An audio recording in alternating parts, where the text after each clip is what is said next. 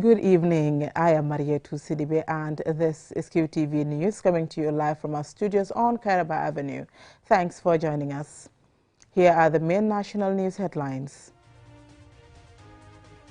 Following the presidential election, the IPC has shared with the press its reflection in the run-up to and outcome of the December 4th presidential election. The NDMA, in partnership with the World Food Programme and other partners, on Wednesday reviewed the Gambia's National Contingency Plan for Disaster Risk Management. China's ambassador to the Gambia and the Gambia's Foreign Affairs Minister on Wednesday signed the handover certificate on the roads and bridges constructed in URR. Following his recent appointment as a member of the multi-stakeholder advisory group with the Global Internet Governance Forum, the MP for Upper Salum, Honorable Alhaji Mbow, has told QTV that digital rights are almost non-existent in the Gambia. Those were our main headlines. Now the news in detail.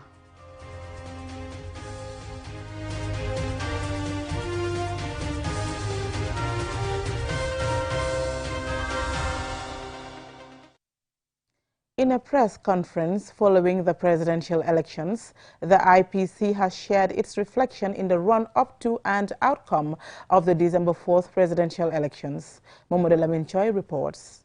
The Inter-Party Committee, which has membership from all political parties in the country, is holding a post-election press conference to update the public on its reflections of the process and outcome of the Gambia's recent presidential election.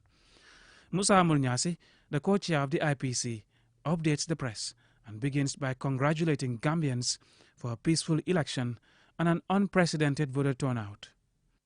IPC congratulates all Gambians for coming out in large numbers to exercise their democratic right to vote for their preferred candidate.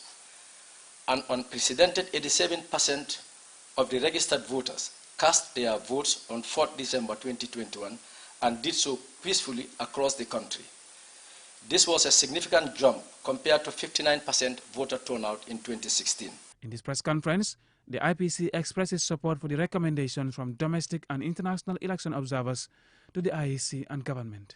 We support the implementation of the recommendations made by domestic and international observers, including the following but not limited to: revitalization of the constitution and electoral reforms, capacity strengthening of the Independent Electoral Commission, diaspora voting, ratification of the anti-corruption bill by the National Assembly member, dialogue by Gambians on retention or replacement of the marble voting system, among others.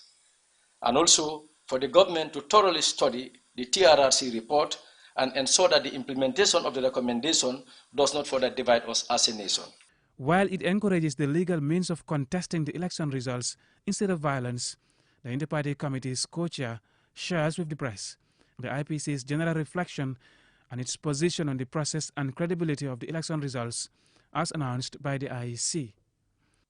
Right from the nomination to the campaign to the voting and the declaration of results. And when we made the reflection as an institute, we realized that the election generally has been free, fair, and credible. That's the position of the IPC. In the run-up to the presidential elections, through the IPC, all political party and independent candidates signed a peace accord guided by a code of conduct for a violence-free election. Through its toll-free lines established for this purpose, the IPC reveals that it received 60 calls reporting cases of personal attacks, hate speech, physical attacks of militants, and damage to billboards and party paraphernalia. As we approach April 2022 elections, IPC will establish a situation room to monitor the implementation of its MOU and Code of Conduct and document complaints from members of the public against the conduct of IPC members, party leaders and their supporters concerning breaches of its Code of Conduct and the IEC Code of Elections Campaign Ethics. The IPC Mediation Committee, comprising representatives of all 18 political parties in the Gambia, will be responsible for the response strategy of all complaint cases received by the Situation Room. After the presidential elections and through its youth and women branches, The Inter-Party Committee plans to launch a nationwide campaign to advocate for the election of youth and women in the next National Assembly election, targeting at least 30% representation from these underrepresented demographics. The committee also thanks its partners, including the UNDP and NDI, for supporting it to implement its mandate of promoting credible, free and fair elections. Mahmoud Lamin Choi, QTV News. The National Disaster Management Agency, in partnership with the World Food Programme and other partners, on Wednesday reviewed the Gambia's National Contingency Plan for Effective Disaster Risk Management. Abibatu Sise has more. The National Contingency Plan under review outlines disaster management and early warning systems that focus on prevention, preparedness, mitigation, and recovery from emergencies or disasters. As such, the contingency plan also seeks to minimize the adverse effects of disasters on affected populations. Sana Dahaba, the executive director of NDMA, highlights the importance of the contingency plan and that the NDMA is committed to providing a framework for intervention for disaster risk management in the country. The document is expected to further recognize the fact that the contingency plan is a tool to enhance the effective disaster preparedness and risk reduction. NDMA, being the coordinating institution, remains committed to ensuring that the humanitarian response, which aims at mitigating the adverse impact of the identified hazard on the people. In addition, it is hoped to enhance the effective preparedness and response. Serafin Wakana, the UN resident coordinator, says the frequency of disasters have increased, affecting the lives and livelihoods of communities and households. She gives an assurance of the UN's commitment to supporting the Gambia in disaster risk management. With the increasing climate shocks and pandemic, it is crucial for national actors to own the updated National Contingency Plan and new regional contingency plans by familiarizing themselves with who does what, when, and where. This is the ultimate objective of this workshop and will minimize loss of life and property by increasing the ability to respond to an emergency and understanding what role they play. Disasters are among the main causes of hunger and malnutrition around the world. Here is Yasuhiro Sumura, the World Food Programme Country Director, to tell us more. Having a document itself is not the objective. It's very important for everybody to know who does what and where. This is very important. Before disaster, already, because we need to be ready. And then when it happens, unfortunately, what to do, where, when, who, So this is an important process. So UN is ready to support. And among the UN agencies, we have Disaster Risk Management Group, which WFP leads. With increasing climate shocks and pandemics, strengthening coordinated efforts for an effective disaster management intervention is a tool to minimize the impact of future disasters. Disasters are inevitable, and contingencies help plan to minimize the impact, especially for the unexpected, an example of which was the July 7th windstorm that battered the country, claiming many lives. For QTV News, I am Abibatu Sise. China's ambassador to the Gambia, together with Gambia's Foreign Affairs Minister, on Wednesday signed the handover certificate on the roads and bridges project in URR, constructed with funding from the People's Republic of China. Momodo Lamin Choi again. This ceremony marks the official signing of the handing over certificate on the $80 million road and bridges project financed by the People's Republic of China. The Minister of Foreign Affairs, Mamadou Tangara, and the Chinese Ambassador, Ma Jianchun, preside over a ceremony that also punctuates the official handing over of the road and bridges from the Chinese government to the Gambia government.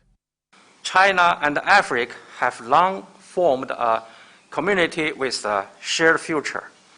China has always been a staunch supporter and active participant in the development and revitalization of Africa and the Gambia. China's ambassador hails his country's support in the construction of the road and bridges and its completion as another historic milestone in what he calls the pragmatic cooperation between the People's Republic of China and the Gambia. His Excellency President Xi Jinping also announced that China and Africa will jointly implement the 9 programs covering a wide range of areas, including health, poverty reduction, agriculture, trade promotion, and so on.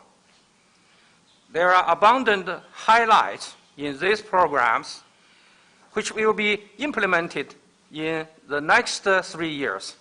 The Foreign Affairs Minister, Dr. Mamadou Tangara, conveys words of appreciation from President Adama Barrow and the country for China's support in the construction of the road and bridges.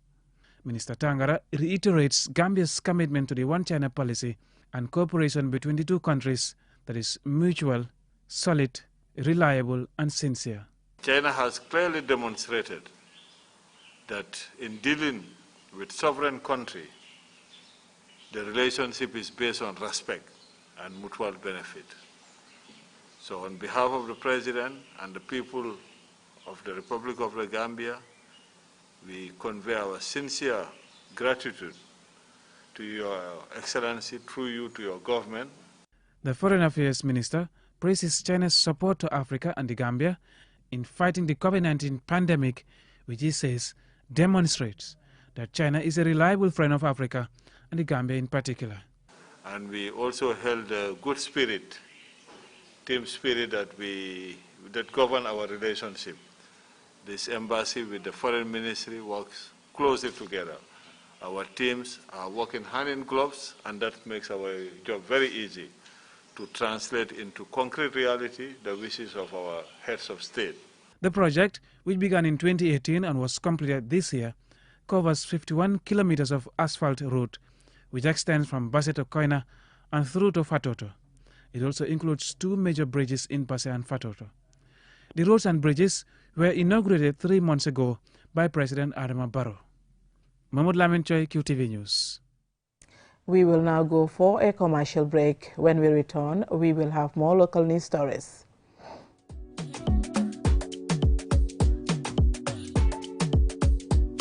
Q City New Year's Eve Gala. It's the time of the year again. Time to end it with a bang and in style. Join our annual New Year's Eve feast in a breathtaking environment with the amazing Keba Taylor Band and the exceptional Bud Hammer, the man with the golden voice. And to top it all, the jaw-dropping fireworks at midnight to celebrate the beginning of a rocking new year filled with all the happiness in the world. Celebrate and make New Year's resolutions with family and loved ones at Q City. Tickets are only $3,500 for individual and $2,000 for children 12 and under, and a 10% discount for every table of 10. Call 33-72489 or 33-00056 for more info. Q City New Year's Eve Gala. Cheers to the good life that awaits us all. Now, with Ajibank, you can make your vehicle number plate payments without any hassle. Walk into any of our bank branches or agencies located at Banjul, New Joswang, Karaba Avenue, Bakote, Tranquil Brusubi, Brikama, Basse, Farafenye, Numuyel or Garawal. Your number plate payments now made easy with Ajibank. For more information, please call us on 422-8405 or 377-5811. Ajibank, your investment partner.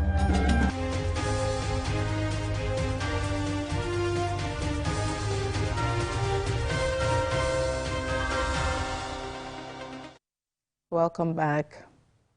Following his recent appointment as a member of the Multi-Stakeholder Advisory Group MAG with the Global Internet Governance Forum, the National Assembly member for Upper Salem, Honorable Alhaji Mbow, on Thursday told QTV that digital rights are almost non-existent in the Gambia. And Sumana Esonyasi tells us more. Vowing to advocate for the institution of strong digital rights, Honorable Alhaji Mbow, widely credited for his advocacy work on human rights, especially freedom of expression, says the Gambia needs to create strong internet laws that will guarantee privacy rights and create a strong legal base for the prosecution of offenders. I think it makes me really feel very good to be part of this group so that I can continue my advocacy to ensure that we have laws and regulations that also are in place to protect all of us as citizens of this country and as citizens of the world. But at the same time, we must also take into account of our freedoms of expression and also privacy rights that we actually need as human beings. Talking about internet and privacy rights and freedom of expression and Gambia, I mean in general, how are we faring in terms of digital rights as a country? No, as a country, actually, we are way behind, to be honest with you. In fact, when you look at digital rights in this country, they are almost non-existent. But if you also look at some of the protection that we actually need as humans, like cybersecurity laws, is also very weak. You also look at other areas like, protecting, data privacy and stuff like that.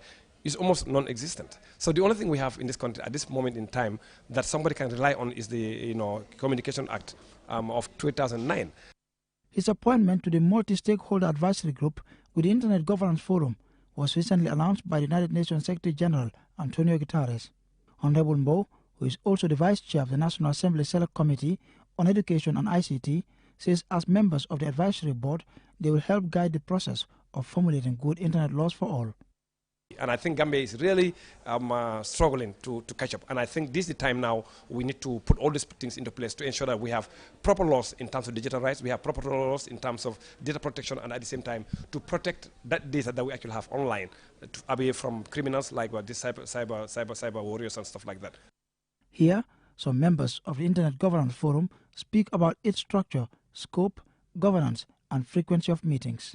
The Secretary General was requested by the World Summit on the Information Society to convene a forum to discuss public policy issues dealing with the Internet.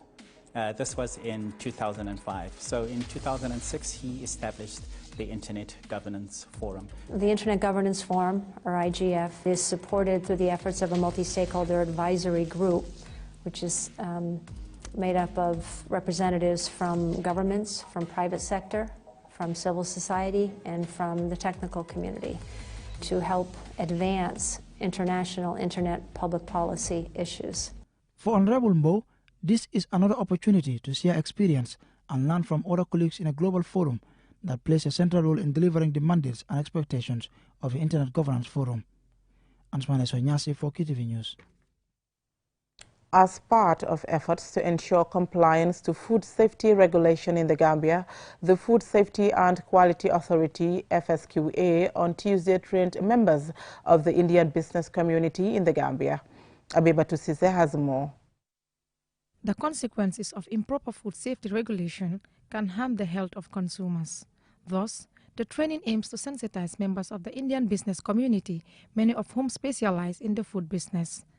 Mamoudou Ba, the Director General of the Food Safety and Quality Authority, highlighted that to ensure consumer trust and confidence, the FSQA has engaged stakeholders in the food business to ensure food safety regulations are followed. What results do we expect from this dialogue?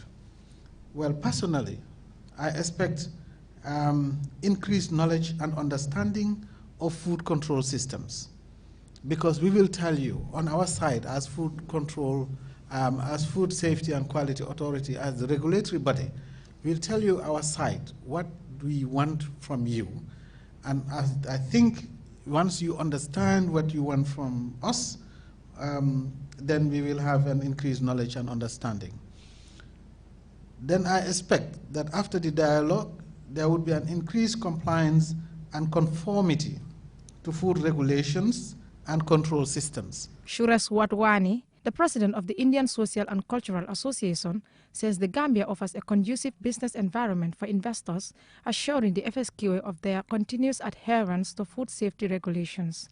As you would have noticed in the recent past, for the last few years, that the Indian investments in the Gambia are on the rise, simply because of the two reasons. First of all, that the Gambia offers a very conducive business atmosphere, and at the same time, the peace-loving people of the Gambia are very welcoming. Ram Mohan, the Indian Honorary Consul General in the Gambia, says India has a long-standing relationship with the Gambia, adding that the Indian community in the Gambia have been very compliant with rules and regulations. He explains the importance of the training. I do believe that the Indian community engages very well with various agencies in the Gambia. And this platform that we have today, I think we must commend the FSQA, the Food Safety and Quality Authority, as well as the Indian business. The FSQA is tasked with ensuring that food safety standards and guidelines are followed by food producers, importers, exporters, wholesalers, and all stakeholders in the food business to ensure consumer protection. For QTV News, I am Abibatu Sise. The governor of Lower River Region, Rohi John Manjang, has laid the foundation stone for the construction of staff quarters at Sibito Health Post in Kiang Central, a project mainly sponsored by a native of the village. Our regional correspondent, Bakari Balde, reports. Sibito village is approximately 9 kilometers of the main highway. The health post in the vicinity has stopped people having to travel long distances for basic health care. Constructing staff quarters at the health post will improve the living condition of the officials posted to the village.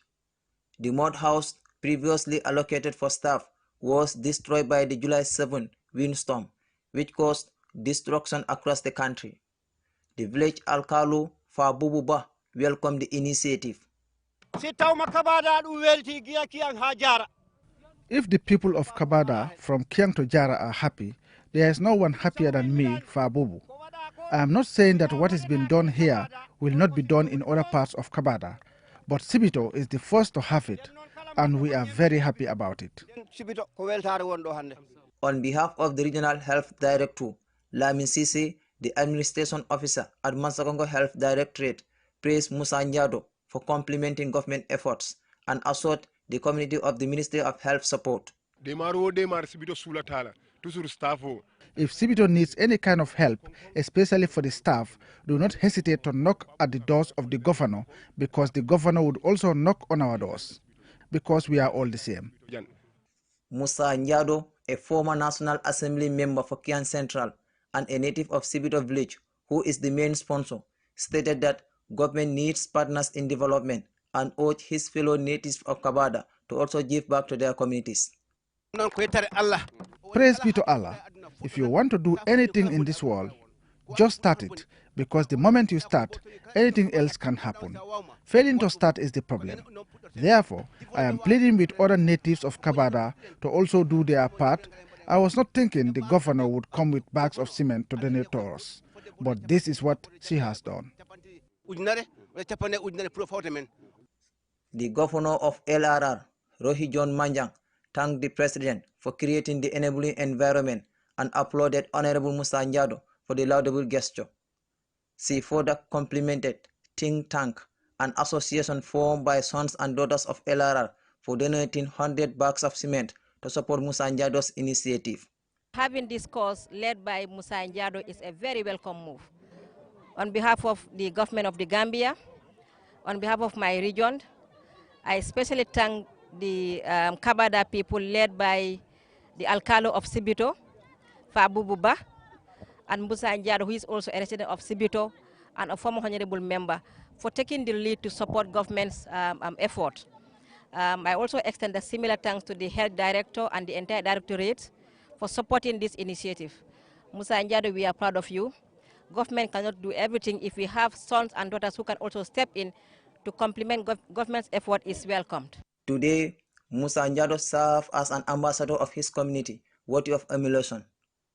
Having comfortable staff quarters will improve the living conditions of those already posted to the village and make future postings an attractive proposition. Reporting for QTV News, I am Bakari Balde.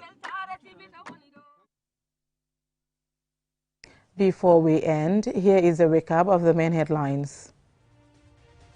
Following the presidential election, the IPC has shared with the press its reflection in the run-up to and outcome of the December 4th presidential election. The NDMA, in partnership with the World Food Programme and other partners, on Wednesday reviewed the Gambia's National Contingency Plan for Disaster Risk Management. China's ambassador to the Gambia and the Gambia's Foreign Affairs Minister on Wednesday signed the handover certificate on the roads and bridges constructed in URR. Following his recent appointment as a member of the multi-stakeholder advisory group with the Global Internet Governance Forum, the MP for Upper Salem, Honorable Alhaji Mbow, has told QTV that digital rights are almost non-existent in the Gambia. That's all we have for you in this edition of QTV News. Join us at 10 for another bulletin. Thank you for watching.